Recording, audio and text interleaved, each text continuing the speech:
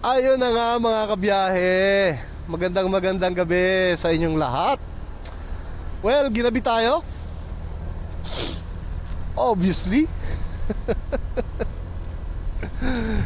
At tayo nandito sa Payatas, Quezon City. Miss Universe lang ang datingan ah. Well, ayun, nakakatuwa lang kasi, no? May natutuwa rin ako. Dahil yun nga, nag-start kami ng production kanina ng bangus. No, yung negosyo na pinasok ng ating anak na lalaki na newlywed. Siyempre, as I've mentioned before, na gumawa ako ng recipe para sa kanila, no? And yung testing, yung taste test kasi ay successful. So nagustuhan. May mga pinatikim nagustuhan. Ayun. Kaya nag-production kami ng 100 pieces muna ng bangus, no? Kaya hopefully magiging matagumpay. Ayun, no? May matagumpay talaga. Yung venture nung anak ko, no? Siyempre bilang daddy, ayun, ginagawa natin ng ating tungkulin, ano? Hindi talaga natatapos yung pagiging magulang eh. Kahit sabihin mo na ayun, may nadisgrasya. Ayan,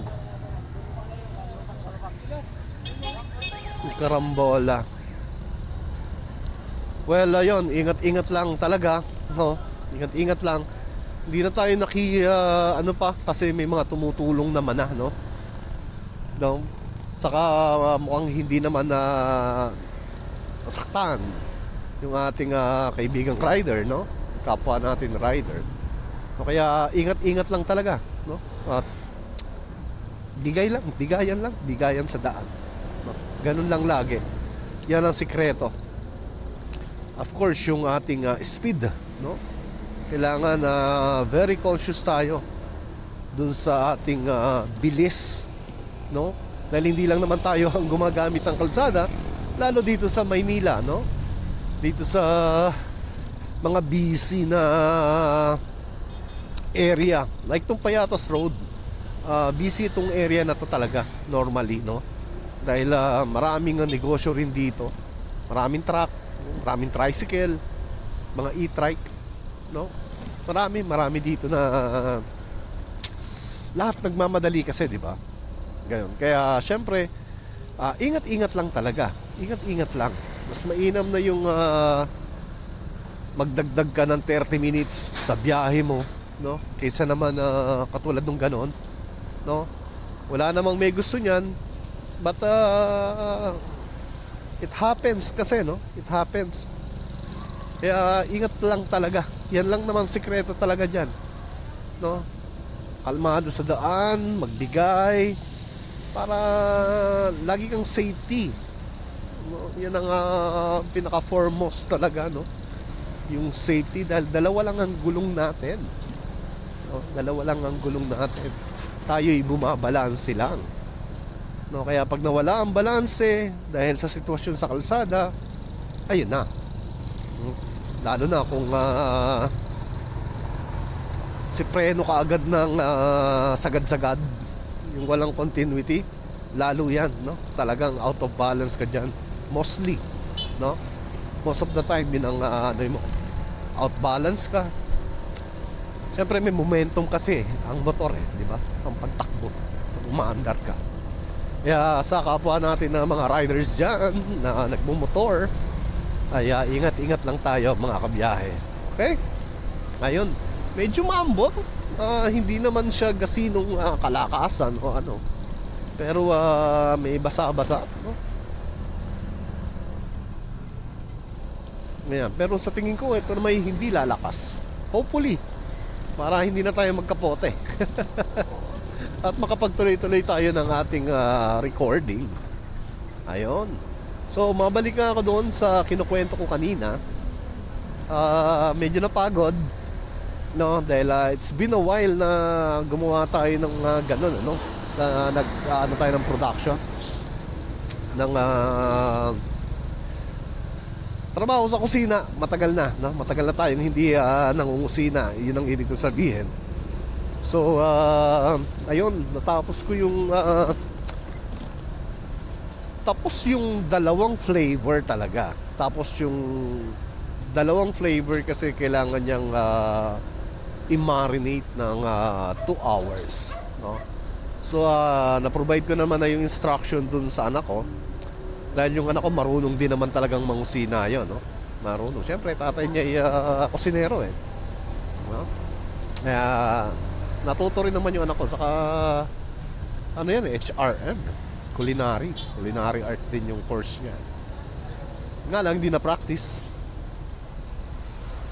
no? Dahil ayaw ko rin siya magbarko eh. Sabi ko nga sa kanya, ayos na yung buhay ko na lang ang nasayang. Hindi naman sayang na nasayang, hindi I was able to provide eh, di ba? Kaso hanggang doon lang yun eh. Kinuwento ko sa kanya yung mga bagay-bagay. Hindi naman siya na-discourage, pero sabi ko, try your ano muna here, your best. Kung giging okay, kung hindi, edi why not, di ba? Siyempre, doon natin sila pinalaki sa pagiging OFW natin, no? Pagiging seaman natin, no? Kaya mas probably yun ang inaano ko, baka mag-a-abroad din sila, no? Luckily hindi na nila kinailangan, no? Dahil ayun, nagkaroon sila ng maayos na trabaho dito sa Pilipinas, no? Kumikita naman sila ng maayos, gumanda naman yung mga buhay nila, no? So wala akong anak na nag-abroad, no? Na umalis ng Pilipinas at iniwanan yung pamilya, no? Kaya nga sabi ko, ayos na yung ako na lang. Ganon. Kasi actually hindi ko talaga siya nire-recommend, no? Kaso kanya-kanya kasi tayo ng kalalagayan sa buhay eh, di ba? Napakahirap kasi. Napakahirap nung malayo ka sa pamilya, no? Yung tipong pag may sakit ka, ikaw lang mag-isa, ganun tipo. Yan ang mga buhay na common na kwento ng isang OFW o ng isang seaman. Common na common. Hindi siya sa akin lang nangyari o isolated case yun sa akin. Hindi, no? Lahat ng seaman, lahat ng marino, lahat ng mga OFW, no, ganon. Kahit may sakit ka, talagang babanat ka ng trabaho, no? Especially ako before, na mostly ng mga sinakyang kong barko nung mga unang panahon ko pa ng unang mga taon ng pagbabarko ko eh, ako lang saka isang messman, no? Kasi galing ako ng cargo ship eh. Galing ako container, bulk, wood chips, mga ganun tipo. But mostly is container, no? Container ship bago tayo nakapag offshore, no? So ganun talaga. Na even nung nasa offshore naman na tayo, medyo iba lang yung lagay dahil on board mayroong medic, no? Pag may sakit ka at may gagawa ng trabaho mo naman, hindi ka pagtatrabahuin, magpapahingahin ka. Unlike nung nasa cargo vessel ako, kung talagang kahit tinatrangkas ka, magluluto ka kasi walang gagawa eh. Dahil lahat ng tao doon may kanya-kanyang duty, you know? May kanya-kanyang obligasyon. Ganon. Kaya nga numero 1 yung health ang puhunan talaga sa pagbabarko, no? Hindi yan isolated case sa akin, no? Lahat, mapakubyerta, makinista, makina, ganon talaga. Kahit masakit na yung katawan mo, maatake yung mga gout ng iba, trabaho pa rin. Ganun ang buhay ng isang marino at mga OFW, no? Ganun talaga. Kaya hindi ko pinangarap yung buhay na yon para sa mga anak ko, no? Kaya pinag-aaral ko talaga sila, no? Kahit walang matira, pinag-aaral ko sila sa magagandang eskwelahan, no? Para may laban talaga sila, no? Kaya yun, fortunately, mabait ang Diyos, no? Mabait ang Diyos. Kaya ganon. Again, kanya-kanya kasi tayo nga ng conviction, no? Paniniwala sa buhay. Ang reason naman kaya umaalis ang Pilipino is para lang makapag-provide ng magandang buhay, no, sa kanyang pamilya. Kahit sa kabila nun, yung paghihirap, yung kalungkutan na dinadanas ng ating mga OFW, no? Kaya talagang now na hindi na ako sumasampa ng barko, talagang salute, no? Talagang saludo ko sa mga kabaro kong marino, sa mga OFW natin na naka-land base, no? Kasi halos isa lang naman ang kwento namin, umalis para sa kinabukasan ng pamilya. Yun lang, yun talaga yung main reason, no? Yun yung main reason, no? Kaso yun nga lang, ang tingin lagi sa mga OFW, sa mga marino, daming pera yan, ganon. Pero hindi alam kung ilang lampaso ng sahig ilang sibuyas ang giniwa, ilang hiwa sa kamay, no? Ilang sugat sa mga taga-kubyerta, no? Ang mga makinisa, yung amoy ng langis na nasa katawan, ganon tipo, no? Yan yung araw-araw kasi ng buhay ng isang marino. Sa mga kubyerta, pag umaga, pag-iising yan, linis ng barko, linis ng akomodasyon, linis ng kubyerta, washing dito, washing doon, ganun tipo, no? Tik-tik ng kalawang, di ba? Sarap lang pakinggan, seaman ka. Pero of course, sa kabila ng lahat ng yon, ngayon kumikita ng maayos, no? Pero yun yung kabayaran ng dolyar, yung mawala ka sa pamilya mo, yun yung kabayaran nun. At lahat ng mga OFW na umaalis, yun lang ang rason for us to be able to provide, no, sa aming mga mahal sa buhay, no? Yun lagi yung rason. Hindi baling ako na mahirapan, magulang na mahirapan. Wag na lang yung mag-suffer yung buong pamilya dahil kulang sa finances dito sa Pilipinas, nahihirapan sa buhay, kaya pumapasok ng kung ano-ano lang, kung ano-ano, hindi kung ano-ano lang, kundi kung ano-ano trabaho ang pinapasok sa ibang bansa, no? Iba talaga career, iba talaga, yun yung career nila, yun yung chosen na path nila, no? Well, that's good, no? That's good, no? Kung yun talaga yung chosen path. Pero minsan karamihan is walang option, wala nang ibang magawa, no? Pasok na lang tayo ng ganito, no? Pasok tayo, hindi lang, no? Sorry for the word lang, ayoko kasi siyang ginagamit talaga, no? No? Pumasok na caretaker, no, sa ibang bansa, especially yung nasa Middle East. Alam naman natin, di ba, especially kung babae, yung mga bad experience na nagkakaroon sila, no? Talagang sobrang pagmamahal, no? Sobrang pagmamahal sa pamilya. Ako nga hindi ko siya tinatawag na sacrifice, kasi ang tingin ko talaga doon is yun yung bunga kasi ng pagmamahal mo, no? Handa kang malayo, handa kang mahirapan, kumita lang para sa pamilya namin, sa pamilya, mga ating mga pamilya, no? Yun yung yun yung laging nasa isip naming mga OFW, no? Makapag-provide. Nung nagbabarko pa ako, yun lang rin, no?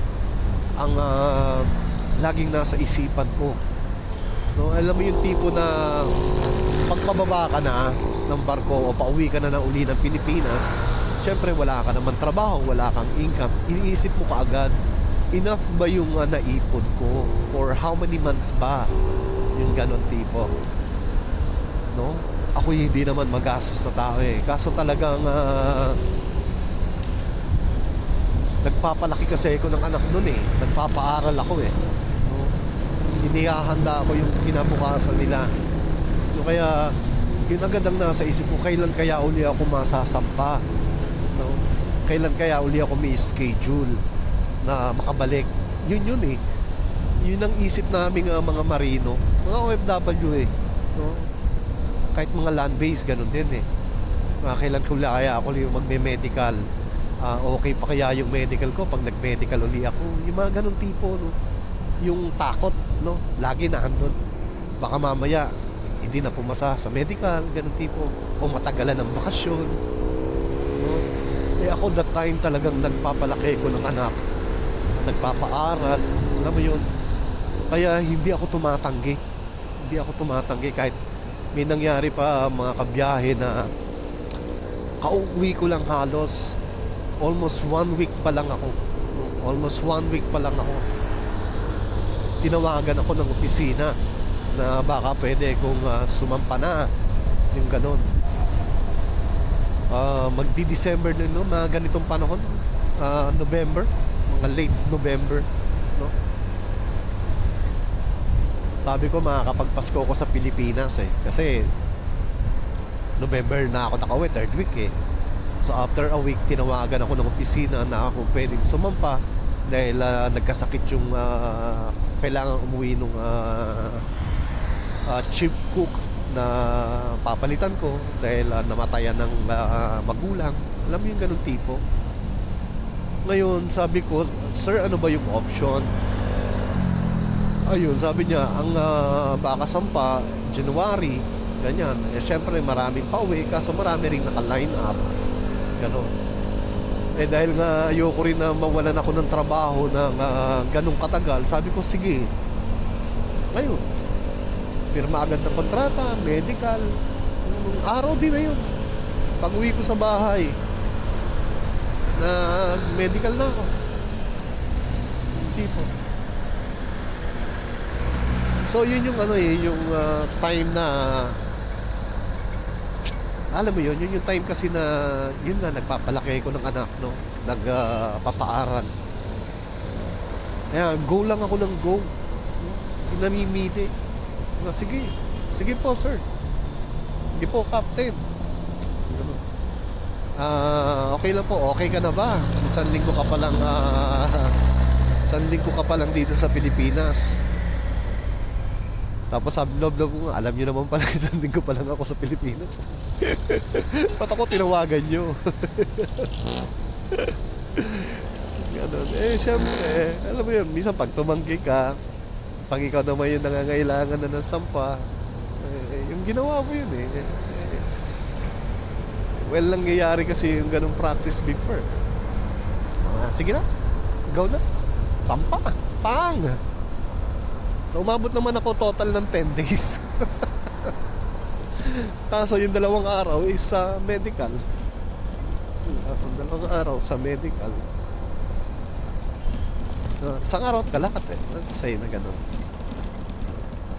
So yun, no, ganun ang buhay namin na mga seaman, na mga OFW, no? Kaya ako hindi ko siya pinangarap na maging hanap buhay ng matagal, no? Ako mga kabiyahe, nag-retire ako ng maaga. Iniwanan ko yung trabaho na yan kahit napakalaki ng sweldo, no?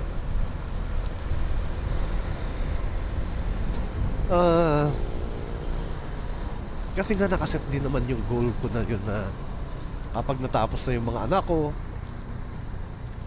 tapos maayos na yung buhay nila, hihinto na ako, no? Ako, I don't care about myself talaga na na ganun. Kasi alam ko kaya ko pa naman magtrabaho dito sa Pilipinas, no? So yun, hindi na tayo nagtatrabaho, hindi na tayo nagbabarko, eh nagtrabaho tayo dito sa Pilipinas bilang isang call center agent. O diba, may call center. Ayun. Eh hindi naman well, malaki talagang diferensya, pero I mean, enough naman, no? Kung simple kang mamuhay. Ako simple lang kasi ko talagang mamuhay, mga kabiyahe, no? Hindi ako nagtataas ng level ng pamumuhay ko. Kaya na-enjoy ko yung kinikita ko. Pagpaaral ako sa maayos na sa mga reputable colleges o university dito sa atin, no? Kasi yun nga yung pangarap ko sana ko. Natupad ko naman siya. Ayun, ganun yung buhay, pangkaraniwang buhay, no? Ng isang OFW na kagaya ko, no?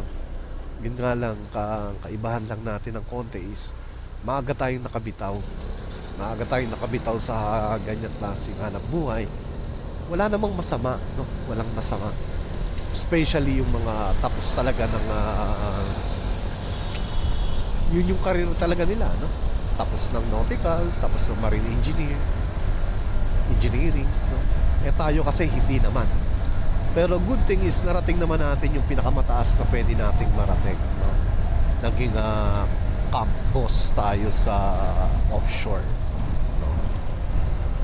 Naging representative tayo ng isang company sa barko, no? Bilang isang catering manager. So yun yung naman naging tapos natin, pinakamataas na narating natin kahit tayo ay high school graduate lang. College naman tayo. Joke lang. Yung gano'n. Kaso hindi natin kasi kurso. Education ang course ko eh. Napunta tayo dun sa pagluluto. Ngayon ang kapalaran natin. Yun yung tinaha ko kasi. Dahil mahilig nga tayo magluto. Diba? So yun. Ganun ang naging ano namin, ang mga buhay namin, mga OFW. Kaya yung anak ko na nabihan ko na wag mo barko na, pero pinayagan ko, minanong ko pa rin siya kung gusto niyang mag culinary. Sabi ko sa kanya, gusto mag culinary, yeah, go ahead, diba? Kasi nga gusto niya rin magbarko. Pero ang setup namin, sabi ko sa kanya, in-explain ko naman sa kanya lahat eh. Ano yung buhay, na what to expect kapag naandun ka. Ganon. Hindi ko naman siya diniscourage ng gusto, pero pinaliwanag ko sa kanya yung totoong buhay nung isang marino. Kasi yung iba nasusubo na lang eh, sa laki ng gastos, diba? Sa mga naririnig, sa mga kakakwentuhan, ganun tipo. Purong magaganda lang yung sinasabi, na makakapunta ka sa ganito, makakapunta ka sa ganito. Well, totoo naman yun. Yun yung perks mo eh, bilang marino, kung saan bansa ka makakapunta. No doubt about it naman talaga, no? Sino-sino makakasalamuha mo, no doubt about it naman talaga, no? Nasa barko ka eh, naglalayag ka eh, talagang gano'n. So, yung perks mo yun, no?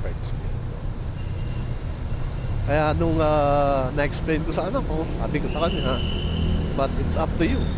Ikaw ang magde-decide, yan ang magiging buhay mo, no? Hindi ko naman sasabihin, fortunately hindi siya nagbarko, no? Dahil lahat naman nagtrabaho trabaho, diba? Sabi ko nga, kanya-kanya tayo ng kalalagayan, kanya-kanya tayo ng conviction, doon ang paraan ng pagbuhay sa ating mga mahal sa buhay, diba? Kasi kung ang ano mo talaga is yung maging good provider ka talaga, well, magagawa mo yun.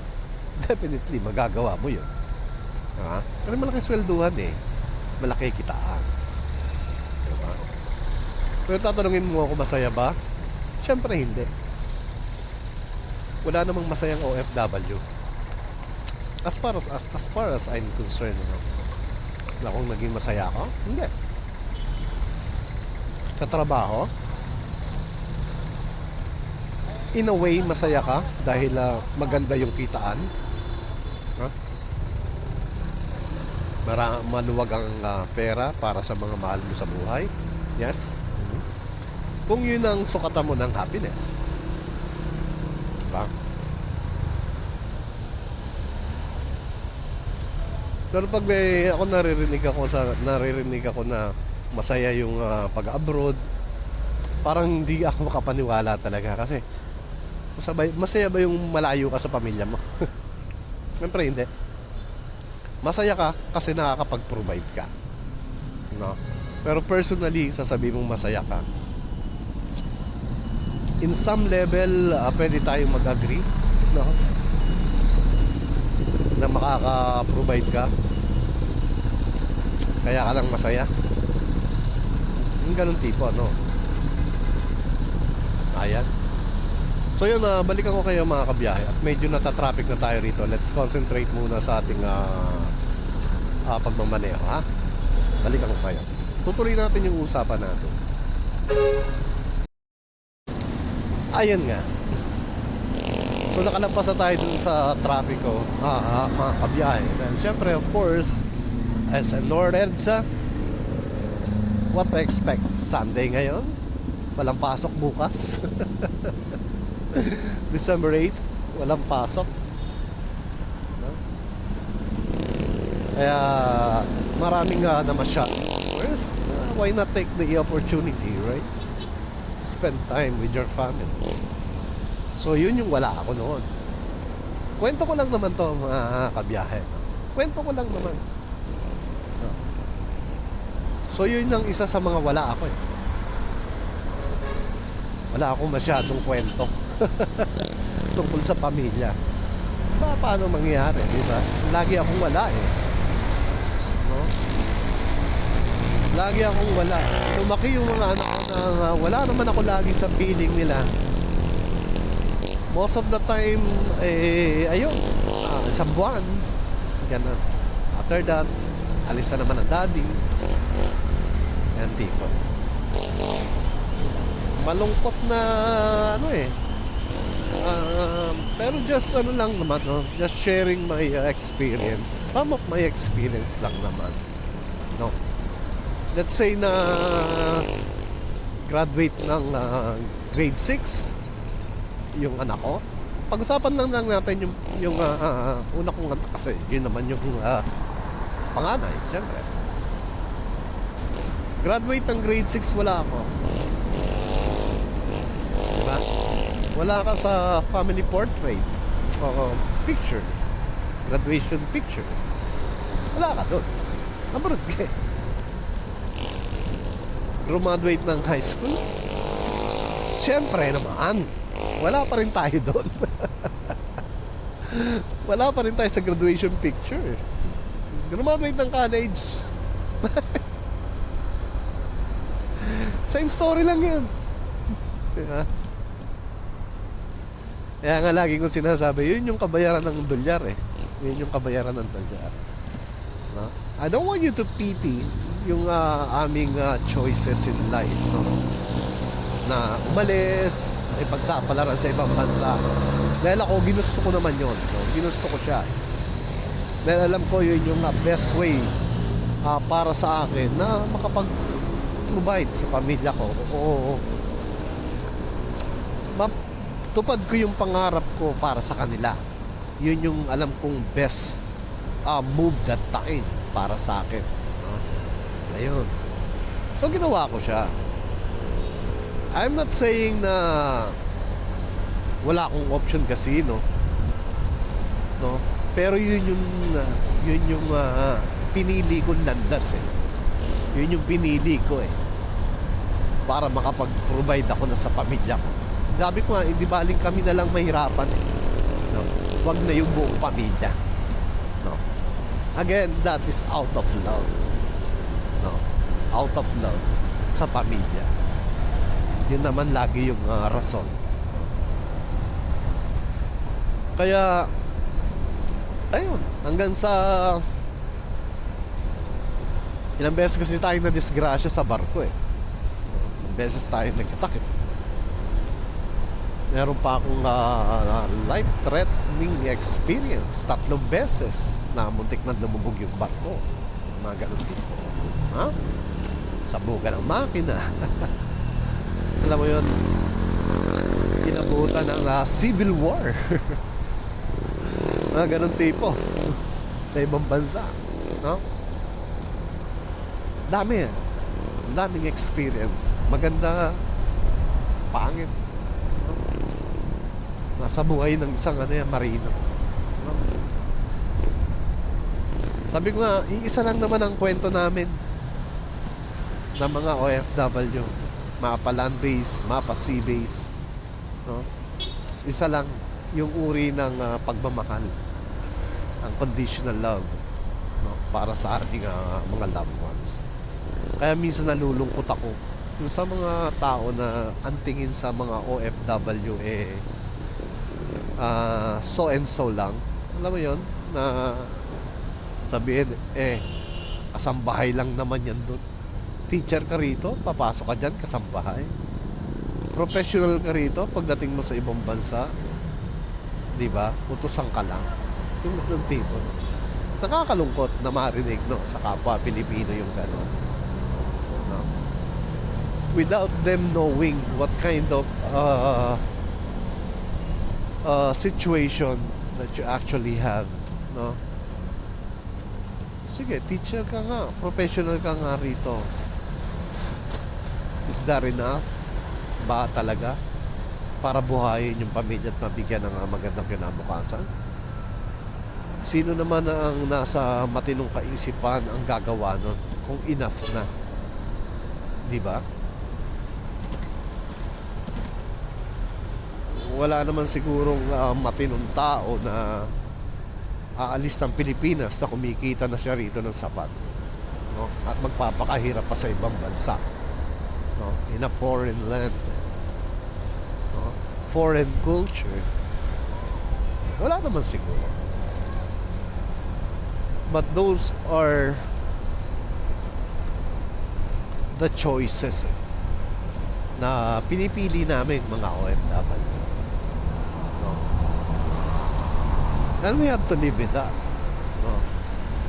Yung consequences ng aming decision na umalis ng bansa para sa aming mga mahal sa buhay. Sana lang kung wala rin namang magandang sasabihin, wag na lang magsalita, no? Dahil hindi naman natin alam yung sitwasyon ng tao, no? Buti nga ngayon medyo mataas na rin yung tingin, no, sa mga OFW, no? Kasi dati wala lang yung trabaho dito yan, kaya ayun, nakatulong na lang sa ibang bansa, ganon tipo, no? Totoo naman yun. Totoo naman yun. Bakit ang mga seaman ba, tingin nyo sa amin hindi katulong? Seaman lang ang tawag sa amin. Pero household din naman ang ginagawa namin dun halos, no? Kahit yung mga nagtatrabaho sa deck, no, yung mga seaman mismo, yung mga AV, sa umaga yan nagmamap yan. Nagmamap yan. Naglilinis ng mga pasilyo, nagwa-wash paint, no, ng mga wall. Kala nyo ba? Tapos titirada naman yan ng carpentry, titirada ng pagiging pintor, titirada ng pagiging welder o ano pa man na trabaho na ibibigay sa barko, di ba? Pinagkaiba lang naman namin nasa barko kami, doon kami nangangatulong. Ako'y kusinero, doon kami nangangatulong. Hindi ko binababa yung level namin, o kung may level man kayo. Sinasabi ko lang is hindi yung trabaho namin, no? Real talk lang. Sarap lang talagang pakinggan na seaman ka, kasi mas malaki nga yung sweldo sa mga land base, no? Mostly, no? Totoo yan. Mas malalaki yung sweldo naming mga marino, no? Dahil iba nga yung hirap, dahil isolated ka, hindi ka nakakalabas, nasa dagat ka most of the time, ganun. Kaya medyo mas mataas yung offer o swelduhan Saka syempre, iba yung mga requirements. Kailangan may ganito ka, kailangan certified ka, kailangan ka may training ng ganito, mga ganun tipo. Kaya siguro mas malaki rin talaga yung sweldo. Ha? And then of course, yung mga officers, yun talaga, yun ang career nila eh. Diba? Yun yung pinag-aralan nila. Pero sa aming mga hindi naman nag-aral ng pagiging nautical o ng marine engineering, yun, hanggang doon lang talaga. Fortunately, talagang binwenas tayo sa pagbabarko natin. No? At narating natin ng maganda. No? More than pwede kong ma-achieve. No? Talagang na-open sa atin yung magandang path. Kaya ganun. Yung mga opportunities na dumating sa atin na hindi dumating sa iba. No? Ayun. Kaya proud ako, no, sa pagiging OFW ko dahil doon ko binuhay yung mga pamilya ko. Doon ko pinag-aaral yung mga anak ko sa pagiging seaman,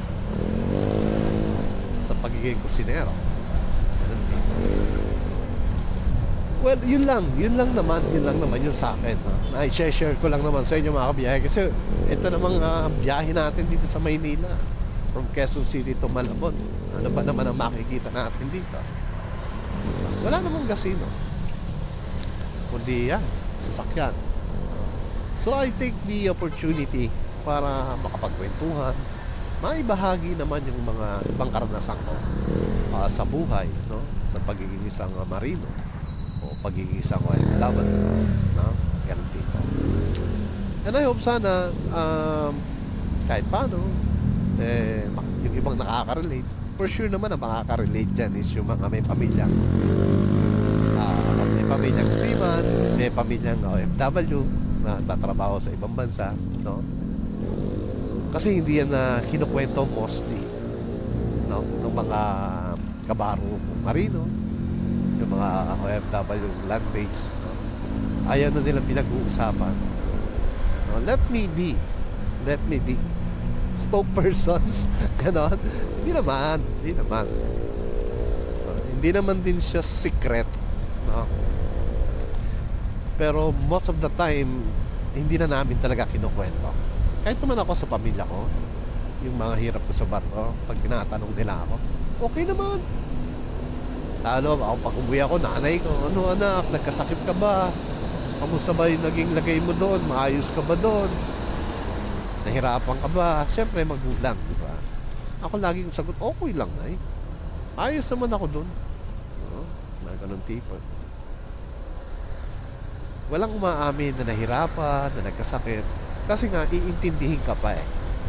No? Kapag umalis ka na naman, yun yung tatanim sa kanila eh. Na nagkasakit ka that time, walang nag-alaga sa'yo, mag-isa ka lang, ganun tipo. No? So kami ayaw namin nag-aalala yung mga iniiwan namin sa Pilipinas. No? Di ba na nga lang laging kami na lang. No? So yun yung mga experience ko. No? Kaya sabi ko nga, hindi isolated case yan sa akin. Mostly ganun na nagiging experience. Di ba? So ngayon alam nyo na, at least some of it. Yes, some of it lang yan. Mga experience. But from time to time probably let's talk about it na lang, no? Para hindi na lang puro motovlogging ang ating pinag-uusapan. Hindi lang puro mga tourist spot, no? Hindi lang yung mga binabiyahe natin, kundi yung mga nandito na pangkaraniwang araw na nagmumotor tayo, no? Papunta sa anak hanggang sa makauwi, yung mga ganun tipo, no? From time to time pag may mga ganyan tayo, pag-usapan natin, why not, di ba?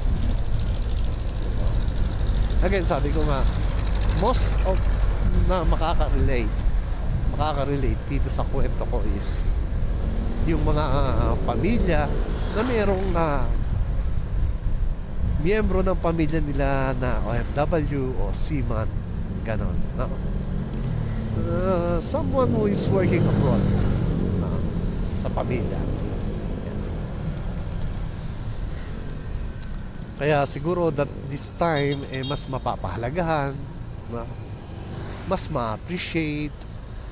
Hindi yung ibang kamag-anak na kapag may kamag-anak sa abroad, akala masarap ang buhay, kumikita ng malaki, kumikita ng dolyar, no? Totoo, kumikita ng dolyar, kumikita ng mas malaki sa pangkaraniwan. Pero sana hindi lang yung side na yon yung makikita, no? Kundi yung mga experiences din bago kitain yung dolyar na yan, no? Ano yung ganap bago sumweldo ng dolyar, no?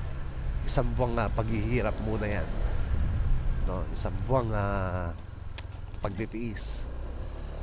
Kapag sumweldo na ang marino, panibagong lakas na naman yan, no? Panibagong lakas na naman yan.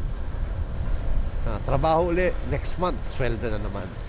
Yan, ganon tipo, no? Mga OFW laging ganon. Pag sumusweldo na kami, ayun na, panibagong lakas na naman, no? Dahil nakapagpadala ka na ng pera sa pamilya mo. Alam mo, for that month ay safe and sound sila, mabuhay sila ng maayos, diba? Kaya ganun tipo, no? So from time to time, pag-usapan natin yan, mga kabiyahe, no? Para lang kahit paano nagkakaroon tayo ng ibang content din naman, ibang topic, no? Ibang usapin, no? Ayun, so siguro dito ko muna to tapusin tong ating vlog na to. So wala tong edit kasi kwentuhan to, no? Kwentuhan to. So ipopost na lang natin to sa YouTube natin, sa YouTube channel natin na Biyahe ni Dad. And of course, sa mga hindi pa pag-subscribe dyan, may kinamin. Ayun, pa-subscribe naman po. Pa-support naman ng channel natin, ano? At tayo lumalaki rin naman na. Lumalaki na tayo, no? Kaya kung gusto nyo suportahan tong channel natin, pwede naman po kayo maging member ng ating Biyahe ni Dad channel, no? At ayun, mauna kayo makapanood. Pwede nating ilagay itong unang video na to sa mga members only, ganon, diba? Gagawa rin naman tayo ng content for all members lang talaga, no? Mga special ano natin, ganon tipo. So, again, if you wanna support my channel o Biyahe ni Dad, please do so. Subscribing to the channel and joining the channel, no? Napakalaking tulong na maibibigay nito sa Biyahe ni Dad para magawa naman natin yung mas maganda pang mga content, no? Ayun. So shoutout muna ako sa aking tropa mo to. Tropa mo to is composed of yours truly, Biyahe ni Dad, and then ang TV ko, and then of course ang ating Capti, the Capti Adventure, and Capti the Venture, ganon. Yan, dalawa kasi yung channel niya. Siya ay based sa Boracay. Kami ni ang TV ko, mostly ganito yung mga content namin, no? Motovlogging. Tatlo kami motovlogger na magkakaibigan, no? Na magkakasama sa grupo. Kami ni ang TV, meron na kaming nagkita na kami, nagkasama sa isang lakad. Si Capti naman ay hindi pa dahil siya ay nasa Boracay, no? But iniimbitahan naman niya tayo doon sa Boracay para magkita-kita kami tatlo, no? And then of course sa aking Biyahe ni Dad family, no?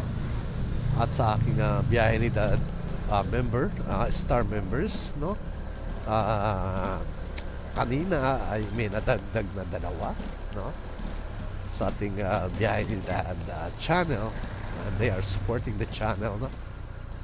Yan, nag-join sila, no? They are sila yung mga bagong star member, no? Ayan. So let me hindi ko muna i-shout out, pero maraming salamat. Alam niyo naman kung sino kayo, di ba? Kasi maganda yung lahat ng members natin is shout out natin at the same time. No, but I have two joiners sa aking Biyahe ni Dad family. Of course, sa lahat ng nagmamahal sa Biyahe ni Dad o yung aking tinatawag na Biyahe ni Dad family, mega loud shout out sa inyong lahat. At ayun, malapit na rin naman tayo. Kaya of course ang ating special na laging sumusuporta sa ating channel, Lin Official. Lin Official. Ayan. Siya ay live streamer. Ganyan ka na, di ba? Nagla-live siya ng 1 o'clock. Kaya support nyo rin yung channel ni Lin Official. Napakabait ng tao na yan. Napakabait ng tao na yan. Wala akong masabi. Kaya supportahan natin din si Lin Official, of course. And she's actually one of my star member, no, sa Biyahe ni Dad family. Ayun. Shout out again, Lin Official, based in Singapore. Alright, there you go. Again, before I end this live, this vlog, of course, let me say that I do really appreciate each and every one of you. And always have a great one. Bye now.